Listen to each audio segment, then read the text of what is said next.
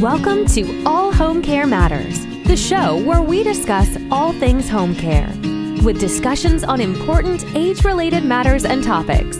Brought to you by Enriched Life Home Care Services, the #1 rated home care provider in Michigan by Top Rated Local.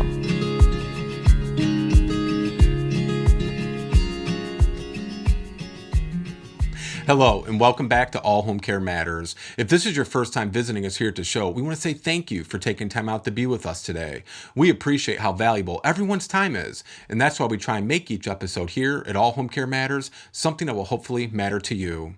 Today, we are honored to welcome back a remarkable friend and guest to the show, Dr. James Vickers. Dr. Vickers is the director of the Dementia Research and Education Center. Welcome, Dr. Vickers. How are you? Thank you, Lance. I'm delighted to be back with you. Always. It's a pleasure. You know, I want to start off with talking about the MOOC courses that you offer there, because I know one of your previous times joining us, that was something you guys were launching. You have the versions that are free, you have paid versions. You helped to create the bachelor's and the master's program of dementia that good friends of ours, Tim England and others had completed, and they were the first time graduates, Bettina Morrow, and they're doing wonderful work. And I kind of think that probably gives you great pride because you saw them go through the course and they were the first to complete the master's, and now they're out there kind of carrying on the work you envisioned, I imagine. But these MOOC courses are kind of similar to that. It's to help educate people, give them an awareness, because you and I both know, when you're caring for a loved one with dementia, it's not a one-size-fits-all. If you and I both get diagnosed with, unfortunately, an illness, a lot of illnesses, it's the same pathology, it's the same, treatment courses. But with dementia, that's not always the case. You could have a loved one affected entirely different than I do. And so you have these MOOC courses at the Wicking Dementia Research and Education Center. Let's start off with, what are MOOCs? Yes, so MOOCs stand for Massive Open Online Courses, and the theory behind them is that they're accessible, available online. You should be able to do them on your smartphone or a tablet or your PC. It used to be that MOOCs were always free as well too. When MOOCs started around the world, the concept there was to make information and education freely available. But certainly there are other models that have developed, and not all MOOCs are free. But we're happy that we've been able to maintain that over time. But yeah, generally the idea is to try and get to as many people as possible in an accessible way, to basically spread education and understanding about, in this case, in dementia. Yeah. So how do you go about developing a MOOC? Do you sit with other professors? Do you look at the biggest issues affecting people? How does that come about? Yes, well, I always warn my colleagues who get interested in doing a MOOC that they're not particularly easy, and you do have to go through quite a process. And we've got two on dementia, one called Understanding Dementia, and then another one called Preventing Dementia. And the first one is really more of a general introduction to dementia, and the second one is about understanding the risk factors for dementia, really, and dementia risk more broadly. So you normally start off with people who are passionate about those particular areas and that they have a story that they want to tell. With each of our MOOCs, we think it's important that really there's sort of an arc that goes right throughout the course, that you need to start somewhere, you learn something, and then you end up with a hopefully a fairly deep understanding of the area. So there's usually a few academics who get interested. It's very important to have some sort of project manager to keep everybody in line and on time, and to organise all the videos, etc.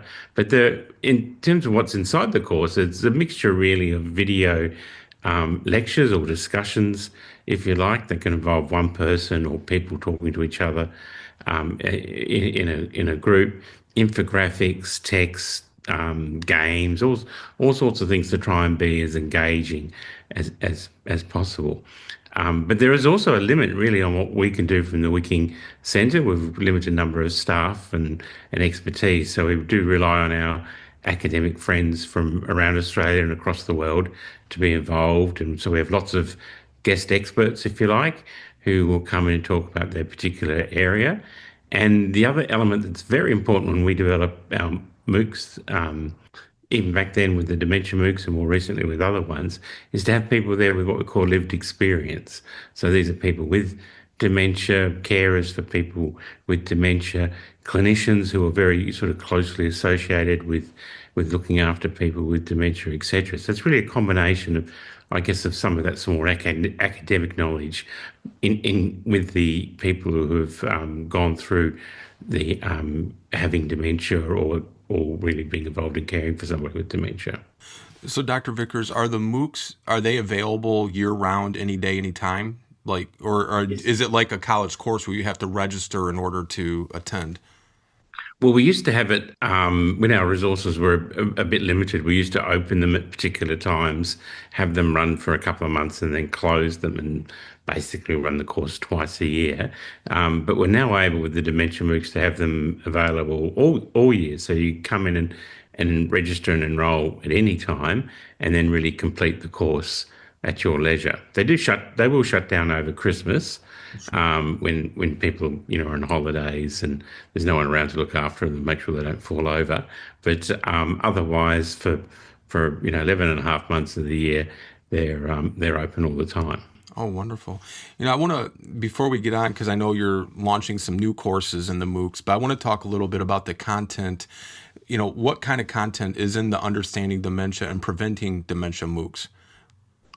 So the Understanding Dementia MOOC really hopes to give an overall picture of dementia, and you mentioned quite rightly that everybody's experience of dementia can be quite different, but there are some common features, such as they're usually progressive in nature, and how you might configure care might be different through those different stages of progression.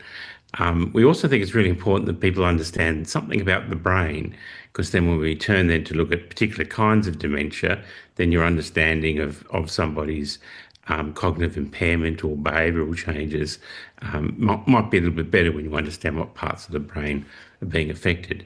So the Understanding Dementia MOOC starts, the first module is really about an introduction to the brain, a little bit of neuroscience, and then the common diseases that lead to dementia, exploring what's the latest about the pathological changes inside the brain.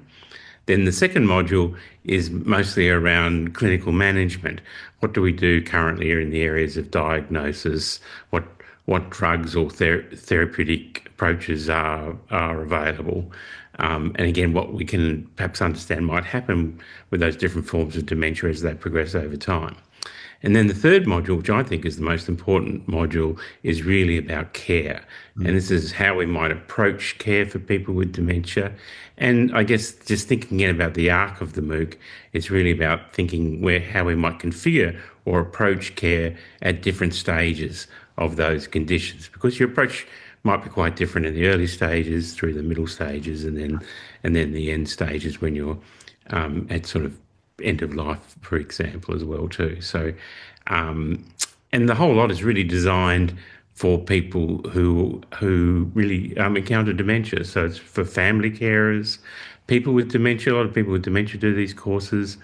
We also have it's also for healthcare professionals, doctors, nurses, support workers, what we call allied health practitioners here in Australia, so physiotherapists and occupational therapists and so forth. And then also we're trying now to encourage our students who are studying to be nurses and doctors, etc., to do those courses as well too. And the trick then, we spend a lot of time focusing on trying to make the course interesting and accessible by all those sort of different groups of people. So hopefully people will be able to engage with the course. It shouldn't really matter what your educational background is. You should be able to engage with the course and make your way through it successfully.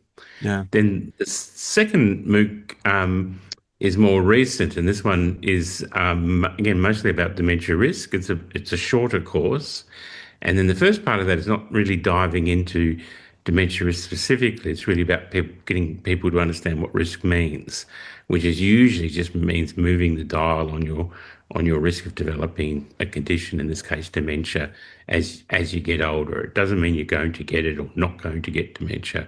It just these factors play around with risk. And then we go through the various well-evidenced risk factors, and we know there's about 14 of these now that we're pretty confident have a role in risk of dementia. We also try and tackle some of the misunderstandings about risk, because there's a lot of things that come out in the media or misunderstandings that have really stuck around for years about things that might cause risk where the evidence really isn't there.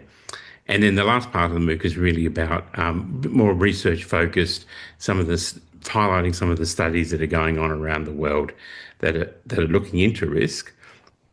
And then on the basis of knowing something about risk, can we do something in the population or at the policy level to try and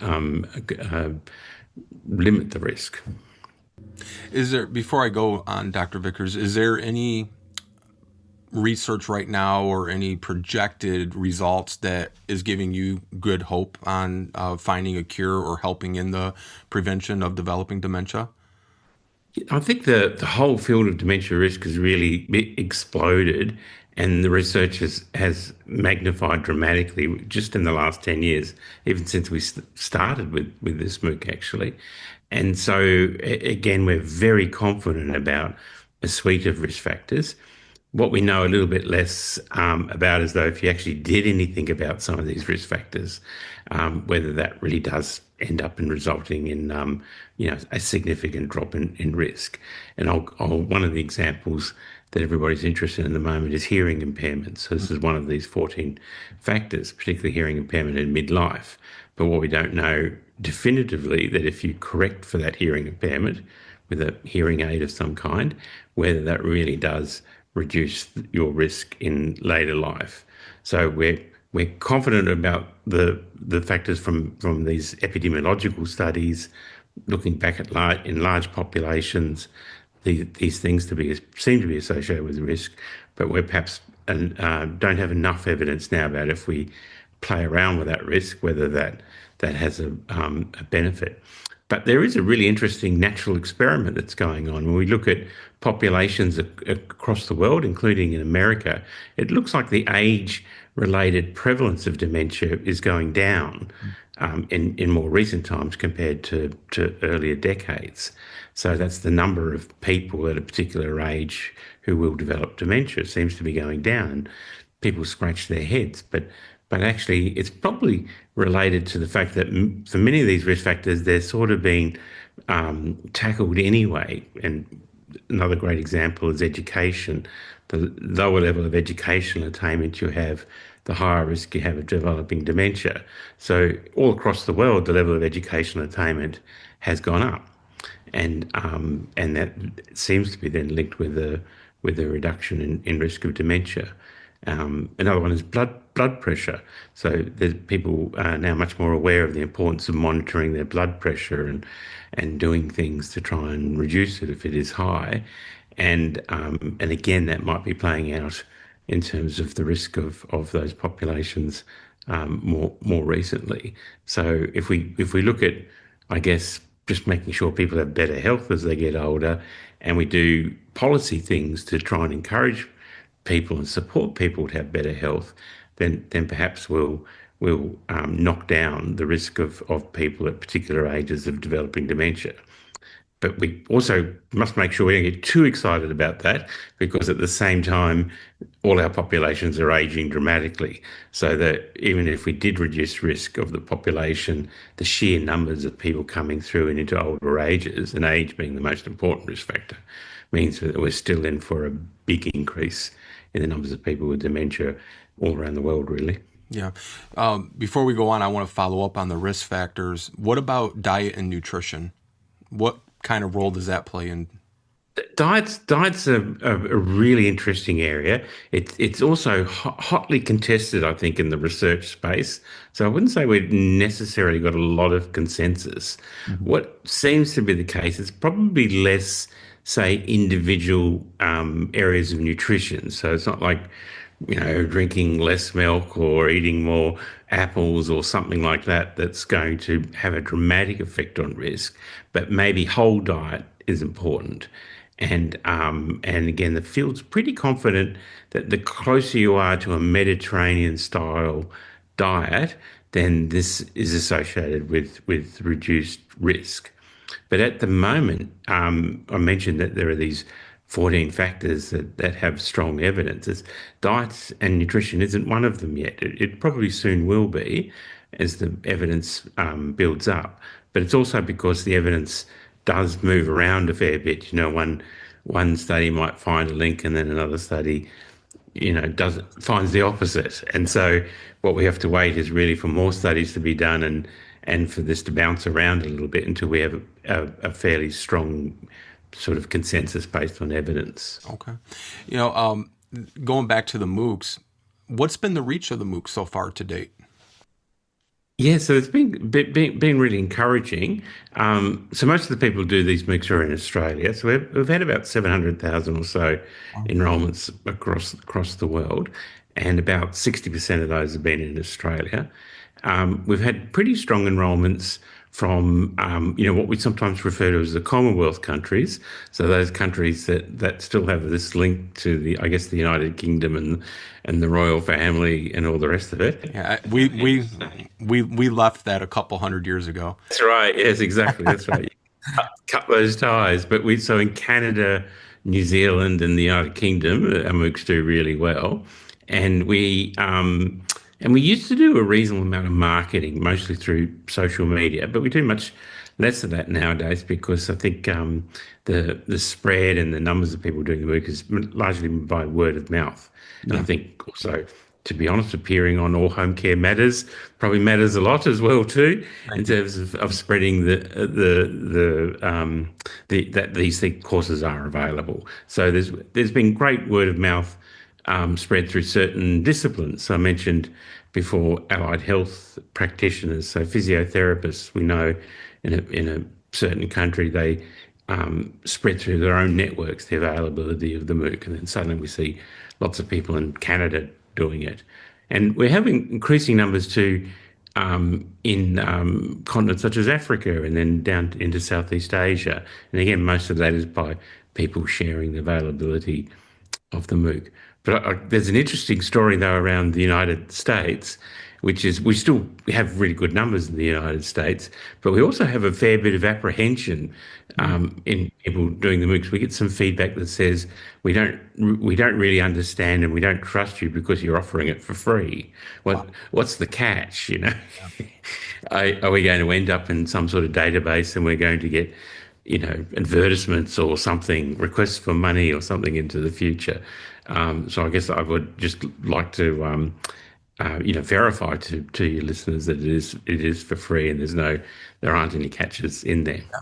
Yeah, and it's kind of sad at the same time that people can't just do something for the betterment of society and public health without people thinking there's a catch associated with it. But it is 100% free. They don't spam you. They're not going to advertise or share your information. In fact, I have a good friend in Canada, and she had mentioned something about Wicking. And I said, oh, do you know them? Have you done?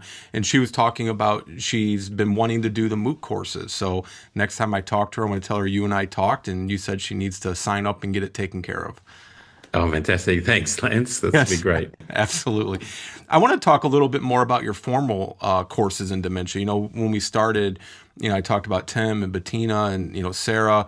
They had all taken the bachelor's and the master's, and they were part of the first group to complete that master's course. And I've always just been in awe of that, Dr. Vickers, because, here in the States, as you know, we don't have formal bachelor, master's degrees in dementia specific. And med schools already spend such a small amount of time in geriatric care to begin with, which I've never understood, because with our baby boomer population multiplying by the hundreds of thousands monthly, you would think that would be an area that we would want to focus in on, right, for healthcare costs, prevention measures, and things like that. But you created these courses.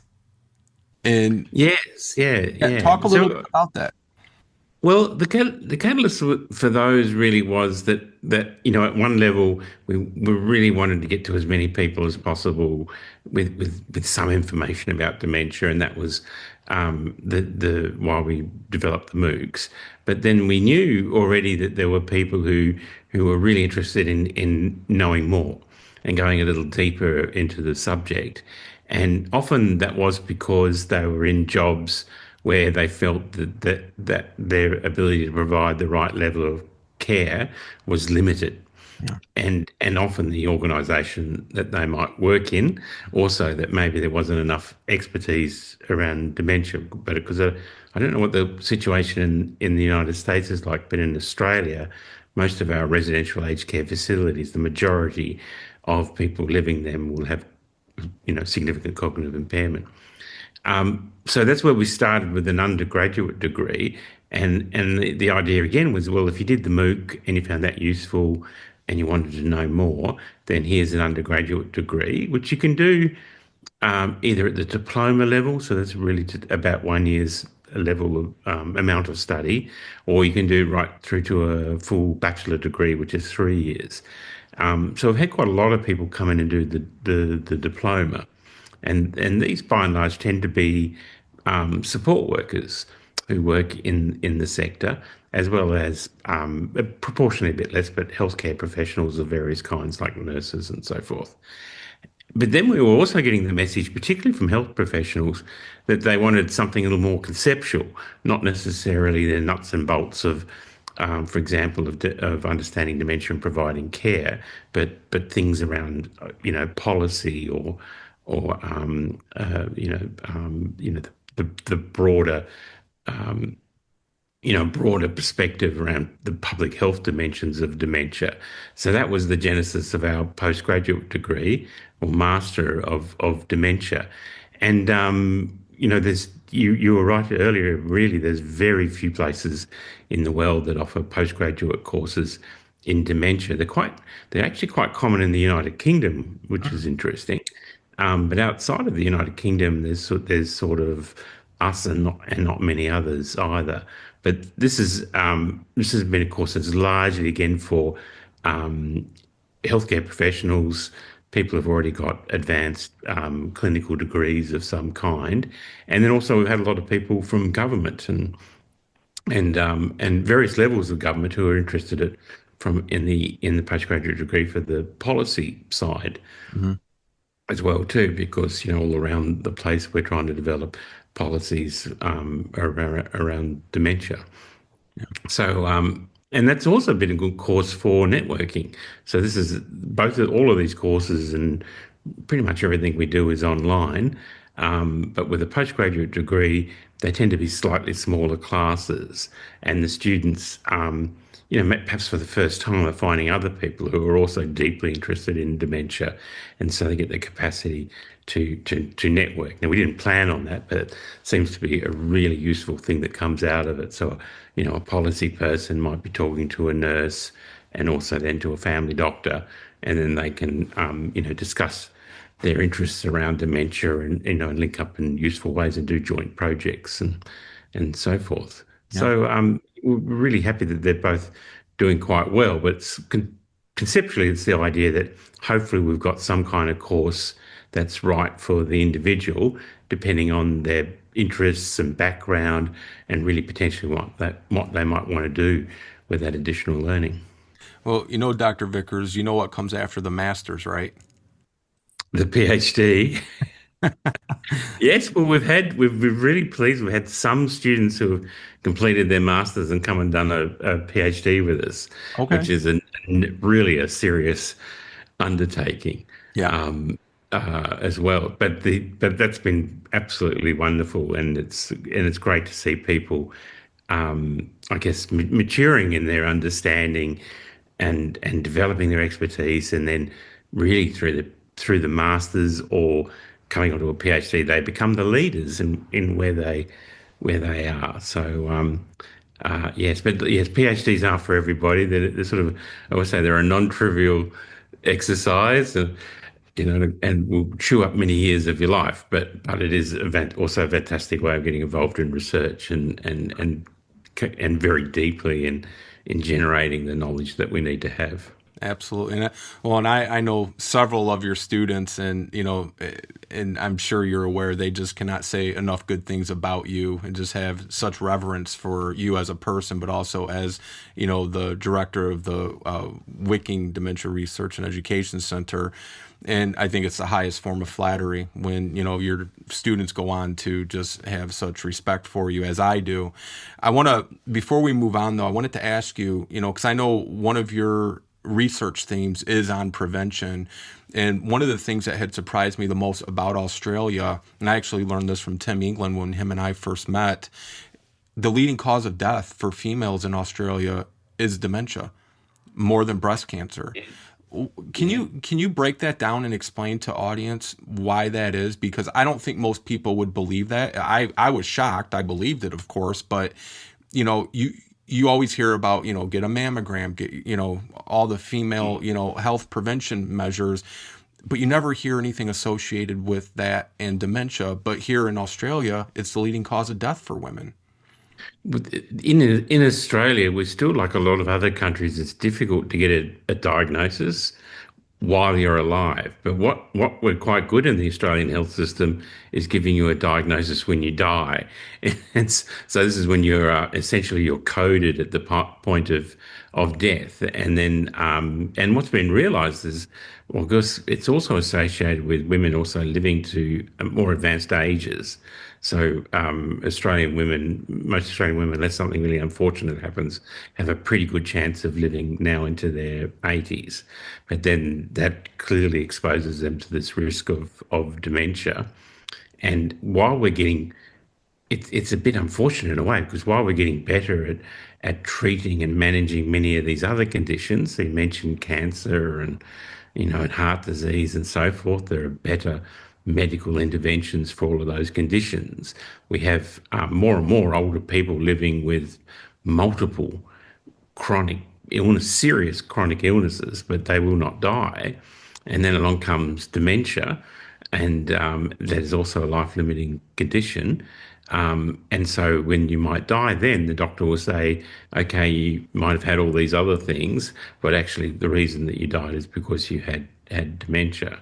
So yes, according to our coding of death, dementia is the leading cause of death of women in Australia, and it soon will be for men as well too. We think probably, in the next couple of years, it'll be the leading cause of death of all Australians. But it's just really a story of longevity, plus managing all these other conditions, plus getting quite good at coding appropriately for the cause of death when somebody dies.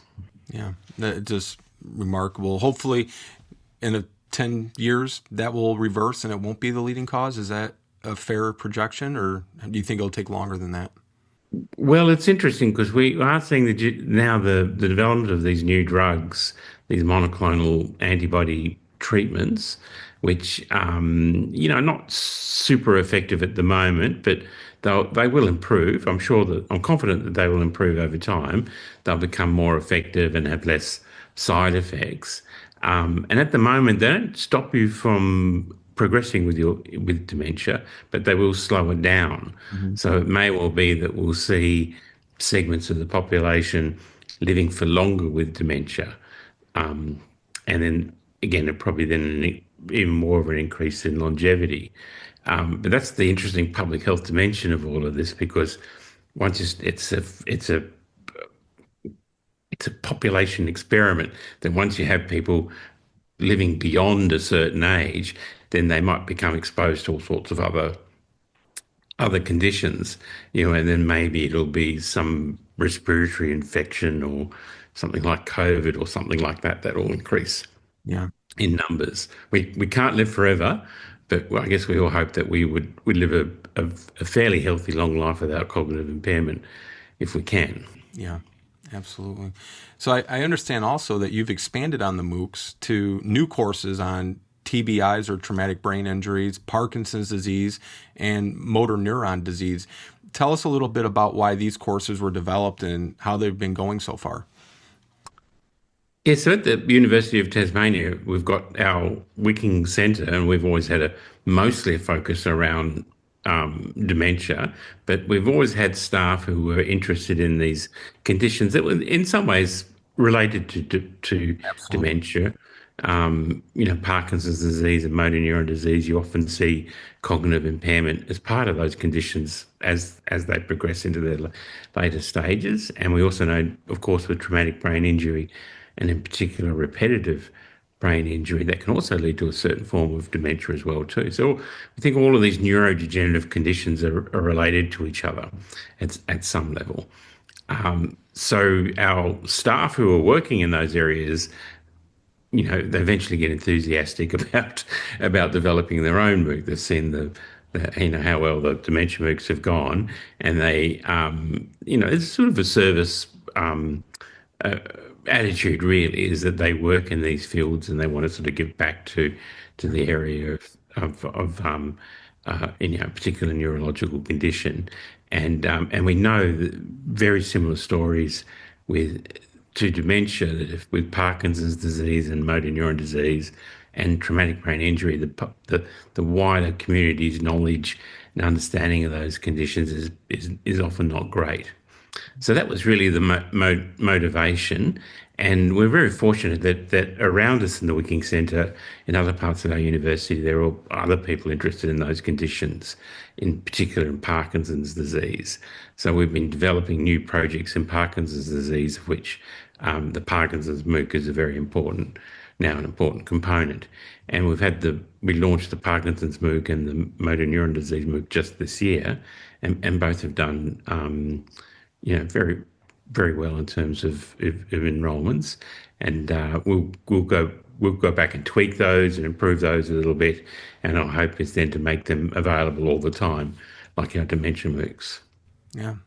What is the attendance been so far for the new MOOCs this year? I think for the Parkinson's MOOC, we had about 24,000 or so people register, and then with motor neuron disease, which many people know it's a dreadful condition, but it doesn't affect by any means as many people who get dementia or Parkinson's disease. But that's had about 10,000 people register. So I guess what's that, 34,000 or so Yeah. registrations this year. Yeah. And they're similar in many ways. They're similar in design to our dementia MOOCs, because we want to combine, trying to build people's understanding of the condition and the clinical dimension. But in both of those, the most powerful pieces are the people with lived experience, those people who develop those conditions, and they're usually their family carers who are supporting them. So for me, being around this stuff now for quite some time, I find that, that very compelling.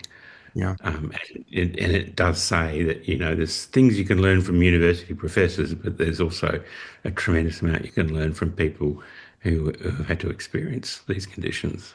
I fully agree with that. Absolutely. And, I wanted to just touch on the traumatic brain injury MOOC for a moment.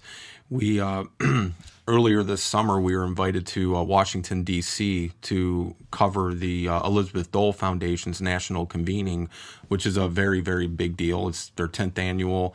It was created by Senator Elizabeth Dole in honor of her husband, Senator Robert Dole. You probably have heard the names. And Yes. so, we went there and covered it, and I got to interview a couple of the U.S. senators, and then I interviewed a couple of, they call them Dole Fellows, and it's family caregivers that apply, and they have a new class every year, and then they go out into the communities to support caregivers. And one of the women that I interviewed, just a horrific story. She was a mother of 5. And her youngest child was 8 months old. Her husband was a serviceman in the Army. He was doing a training, and he's in his early 30s, and he was to jump from a helicopter, and they were doing, I think it was severe weather training or natural disaster training or something. And when he jumped from the helicopter, he hit his head on the grab bar, and he hit it very forcefully. And when he landed, it hurt, but being tough in the Army, just kind of kept going. And, the wife said, I kept noticing more and more dramatic changes. So they went to the doctor. diagnosed obviously with a traumatic brain injury, but he also got another diagnosis of early onset Alzheimer's. And so the doctors told him, because of the traumatic brain injury, that triggered a genetic change in his brain that then started the early onset Alzheimer's. And it was just a horrific story. And, I'm talking to this poor lady, and, she just starts crying her eyes out. And, she's got an 8-month-old at home. Her husband now requires 24-hour care. And so I think these MOOCs are vitally important for people to understand, because you may not have a diagnosis of dementia, but like with this woman, you may have a traumatic brain injury in a loved one that may lead to a diagnosis of dementia. So you need to understand what you're going into, so that you know how to support yourself so that you can support your loved one, but also so you're not kind of walking in the night without a light. It's a very dark place if you don't understand it and you're not aware of what to expect or what may happen. So I think the work you guys are doing at Wicking is just incredibly important, and we're proud to support you guys, to call you friends, and help get the word out there as much as we can. We'll have all the links in the show notes up on the screen, and anytime we can help you, Dr. Vickers, we're going to be there for you. Thank you, Lance. That's very kind. But look, what you described really resonates with me, because the one of the reasons we started the traumatic brain injury is such an underdiagnosed condition, and of course, if you have a significant injury, you end up in a coma. Everybody's alert to the fact that you might have significant disability and cognitive impairment as a result. But there are a lot of people in our community who've had relatively minor, what we would call minor forms of head injury or concussion or something. And then some people seem to be particularly susceptible to that. And then over the weeks and months, the pathology develops inside their brain. Not immediately, but it takes time to develop. And they can end up with really very significant impairments. And some unlucky people, as you say, it can trigger a more progressive, form of dementia, Alzheimer's disease, or what they call chronic traumatic encephalopathy. Before we close, is that something that you would always be on the lookout for if you do, like maybe somebody's playing football, riding a bike, or, skydiving? Is a traumatic brain injury, what's the correlation between a traumatic brain injury and developing dementia? Is it common? Is it less common? Or? Well, I don't think we know it's a risk factor. We have, that's fairly well proven, but there does seem to be some individual variation on that. So two people can have a very similar injury, and for one person they can recover well, and they're otherwise unimpaired, and it's not a risk factor. And then another person can have an injury, and then over time will develop impairment and then be at high risk of dementia. So why one person is more affected than another is not we don't know why, and it's probably something related to genetics and individual dispositions. But there are a lot of people in the community. One of the examples that's often raised is, prisons. Prisons are probably full of people who've had some form of traumatic brain injury. It's affected their brain, their behaviour, they lose inhibition, all the rest of it. And then this might explain to some degree their offending. And that's probably what's worse than that, is that if you ended up in prison and you didn't have a traumatic brain injury, there was probably a good chance you would get one while you're in that prison environment as well too. So these become holding places for people probably with, a good proportion probably with some sort of form of head injury. And you mentioned veterans and people who have been in the army and other armed forces as well too. We're just now starting to understand how even the exercises that we put people through as part of their training, can have a deleterious effects. These what they call blast forces that people are exposed to. It doesn't mean they lose consciousness or they're overtly concussed, but it does mean that their brain is subject to these forces, and the consequences of that is that it'll trigger a pattern of degeneration. So how to mitigate that is probably going to be very difficult.